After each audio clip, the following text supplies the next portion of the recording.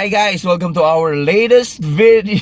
Actually, napadaan lang tayo. I just want to give you some inputs about what is going on in the series of Barangay Ginebra, the best of 7 versus Raynor Shine Lasso Painters here in the semifinals. 2-1 tayo mga kapatid. Dalawa ang Barangay Ginebra, isa ang Raynor Shine Lasso Painters. Maraming nag-celebrate nung game 1 because of the victory of Raynor Shine dahil merong mga ilan-ilan na mga perhaps they know something about Raynor Shine that hindi natin masyadong nakikita, or maybe I underappreciated Raynor Shine. Hindi naman underappreciated because sabi ko nga, in some games yung kanilang strategiya para sa akin papatok, but in the elimination round.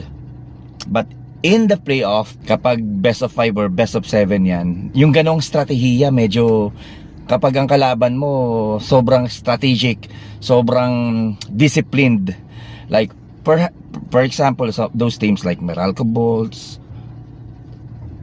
Token Tex, of course Barangay Ginebra, Coach Tim Cone. Pag sinabi mong discipline, who's the most disciplined coach in the PBA or in the Philippines, in the country right now? Or masasabi mo na one of those in the top in Asia? Tim Cone. So many championships kaya niya nakuha yan because of the discipline, not only in offense but also, more importantly, on defense. So kapag medyo bara-bara ang iyong sistema, papatok yan sa mga ibang koponan, sa mga ibang coaches. Pero makakasilat ka siguro sa kagaya ng coach na si Coach Tim Cone. Sa kaso ng Raynor Shine, nakasilat sila nung game 1. Hindi ko pinagtatawan, alam naman natin lahat, nakasilat sila nung game 1 3-0 kung hindi nakasilat ang Raynor Shine nung game 1. Pero kudos to the ballers, sa mga batang players ni Coach Yengyao. They play their hearts out in those 3 games. Medyo talagang talagang nagkakatalo lang yan sa disiplina ng mga players, sa disiplina ng team. Actually, nabanggit ko yung game 2 na to, hindi naman dapat nahirapan ng Barangay Ginebra dito, because if the referee only called the game inconsistently up to the 4th quarter, up to the end of the game, hindi sana nabigyan ng chance ng Raynor Shine to get back in the game. Pero yun nga, nangyari yan in game 3. Medyo mas prepared ang Raynor Shine sa Barangay Ginebra in game 3. Kaya lang, sabi ko nga, system will prevail, a good system will prevail, a discipline will prevail. Ayun nga, nanalo nga ang Barangay Ginebra. So, I just want to give credit to those 3 headed monsters ng Barangay Ginebra: Justin Brownlee, Scotty Thompson, and RJ Abarientos throughout the series. Talagang pinapahirapan nila ang Raynor Shine, guys. Ito ang malaking tinik sa lalamunan ni Coach Yengyao na hindi niya malulun.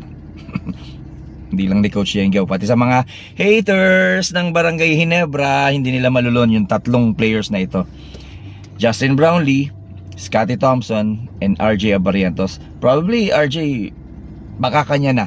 Siguro pwede na niyang ibulsa ang best player of the conference, masasabi natin. Maybe whatever happened in the semifinals, no? Kasi those players na medyo nandyan sa tabi niya, eliminated na eh. Siguro kung meron man, baka medyo mahirapan ang habulin statistics wise si RJ Abarientos. At kudos to RJ. But Scotty Thompson, guys, grabe naman yung nilalaro ni Scotty Thompson. Medyo yung akala natin malulusotan tayo ng Beldray nung game 3, pero hindi naman pumayag yung Gene Scott. By the way, shout out to Miss Jinky and his and Scotty Thompson, to the Thompson family. Thank you for game 2. You guys are really nice. Sobra. Guys, napakadaming haters ni Miss Jinky and Scotty, yung mga galit. Alam mo yun naman, yung mga syempre alam naman natin yan na maraming hater din. Kapag marami kang fans ay dumadami din ang haters mo. Pero guys, if you will only have a chance to meet Jinky and Scotty, one of the nicest couples in the PBA, not only today but in history. Guys, napakabait. If you see Miss Jinky in the PBA, if you're watching live, if you will watch live, sorry Miss Jinky, but don't hesitate to approach Miss Jinky and Scotty. Hindi kayo mapapahiya, guys. I promise you. Pag napahiya kayo, ako ang i-bash nyo. But yeah, I want to give credit to Scotty Thompson. Napakaganda ng kanyang inalalaro. In game 1, kung saan na sila tayo nga ng rain or shine, he played 33 minutes, he scored 17 points. But the effort of Scotty Thompson hindi naman nagbabago simula game 1 hanggang game 3. Talagang ganito yung effort niya. Which is I like, because maraming nagsasabi nakukulangan sa laro ni Scotty in the elimination round, pero para sa akin parang blessing in disguise, because come playoff medyo fresh yung Scotty. Alam naman natin kailangan niya ng energy pagdating sa playoff, because the type of player na kagaya ni Scotty, kailangan dito fresh pagdating sa mga talagang bigatan, mga mabibigat na laro. So in game 2, ganun pa rin naman yung effort na pinakita niya. Although natalo sila ng game 1, nasila sila ng game 1, pero parang dinoble pa niya parang dinoble pa niya yung effort ng game 2 and game 3. Yung will to win ng Barangay Ginebra nakasalalay kay Scotty Thompson. Kung saan pupunta si Scotty Thompson, doon pupunta ang Barangay Ginebra. Of course, RJ Abarientos and Justin Brownlee, sabi ko nga, the three-headed monster, magtutulungan yan. But you know, their energy is coming from Scotty. Talagang kung ano yung effort ni Scotty pagdating sa depensa, na dadala nila sa opensa. So kudos to Scotty Thompson talaga. In game 3, he played 36 minutes, na dagdagan ang kanyang mga minuto in game 3, and he scored 25 points. Ito yung birthday ni Stormy. Talagang inspired si Scotty. Alam mo naman, birthday ng anak niya, hindi sila masyado nakapag-celebrate because they have a game. They celebrated after. Sabi ko nga, yung three-headed monster ng Barangay Ginebra, ibang klase. Yung sa kanilang panalo, actually, Justin Brownlee had 31 points, RJ Abarientos had 25 points, and Scotty Thompson, sabi ko nga, 15 points in game 2. And in game 3, guys, after ng 25 ni Scotty, may 24 si Justin Brownlee, and may 17 si RJ Abarientos. Those 3 players in game 3, Scotty played 36 minutes, Justin Brownlee played 40 minutes, RJ Abarientos played 41 minutes and 43 seconds. Sobra din yung nilalaro. Medyo bata-bata ka. Sabi siguro ni Coach Dimcon, medyo mas bata-bata ka, RJ.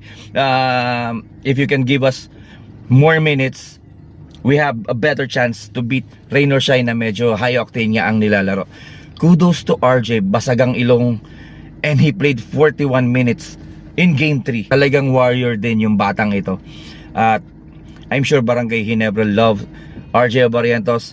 They hated me actually when I said na when I compared him to Jerome Lastimosa, but those two players are very good players. They're great players, but kudos to RJ Abarientos. Guys, good luck in game 4. I hope na masamahan ko kayo sa Araneta tayo in game 4, first game. I hope na masamahan ko kayo, and I hope I can cheer with you guys. Guys, manood kayo ng live. Sabi ko sa inyo, ibang experience sa manood ng live. Makikita nyo yung mga hindi nyo nakikita sa TV, kung gaano kasaya yung mga fans. Hopefully, see you there guys in game 4. Sana makapunta ako. Kaya ako kayo pinapapunta sa Araneta or sa MOA or sa venue man yan. Yung mga fans ng Meralco guys, at fans ng Talk and Text, they are cheering for rain or shine. So, kitang-kita ko yan. 3 fanbase ang kalaban guys ng Barangay Ginebra. So I'm asking you guys to come out and watch the game live. Suportahan natin ang ating pambansang kupunan. We could say that because they're the most popular team. Suportahan natin guys. Hoping to see you there, and good luck in game 4.